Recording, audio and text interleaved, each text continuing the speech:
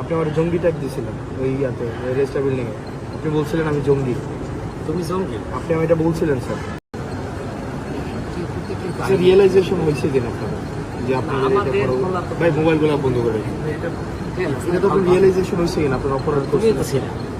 আমরা তো ছিলাম বলতে স্যার, আমরা তো আপনার অপরাধ করছেন যে ছাত্রলীগ নির্যাতন নিপীড়ন করছে, আপনারা এগুলার ইন্ধন দিচ্ছেন, এগুলো নিয়ে স্যার আপনার অনুতপ্ত কিনা স্যার? তোমার এই কথাগুলো একটু কেমন না আছে না? কেমন না স্যার? আপনি তুমিও তো আমাদের মধ্যেই ছিলে। না, আমি আপনাদের মধ্যে ছিলাম না, আমি আপনাদের বিরোধিতা করছি স্যার। না, আমি আপনার বিরোধিতা করছি। আপনি আমার জঙ্গি ট্যাগ দিয়েছিলেন ওই ইয়াতে রেজিস্টার বিল্ডিং এ। আপনি বলছিলেন আমি জঙ্গি। তুমি জঙ্গি? আপনি আমি এটা বলছিলেন স্যার। এবং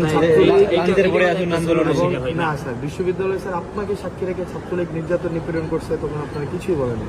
এবং স্যার রিয়েলাইজেশন হলে তো ফাইন, আপনারা আমাদের সমাজের বিবেক রিয়েলাইজেশন এটা হয় কিনা যে স্যার এটা অত্যাচার কোনো অন্যায় হইলে সেটা আপনাদের এই রিয়েলাইজেশন হয় কিনা স্যার? আমাদের বলা তো ওইটা তো বলো, প্রত্যেকটা মানুষের ব্যক্তিগতভাবে আমি ব্যক্তিগতভাবে মনে করি যে কোনো অন্যায় হইলে সেটা স্যার আপনার সময় অন্যায় হয় না বিশ্ববিদ্যালয়ে স্যার গেস্টরুম গণরুম অন্যায় হয় না? গেস্টরুম গণরুমটা ধারাবাহিকভাবে প্রক্রিয়া চলে আসে। এটা আপনার সময় ছিল? না, আমার সময় ছিল, কিন্তু আমার কিন্তু উদ্যোগগুলো আমারই নেওয়া ছিল।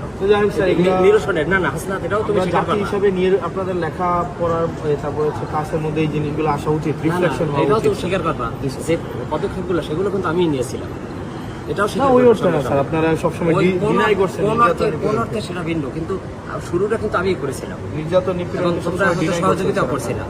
না, ডিনাই করাটা অন্য জিনিস। ডিনাই করা তো একটা অপরাধ। যারা প্রক্টর স্যার ছিলেন উনি বারবার ডিনাই করছেন। না, ডিনাই ইতিহাস সবাইকে ভালো থাকবে। তোমাদের শুভকামনা রয়েছে।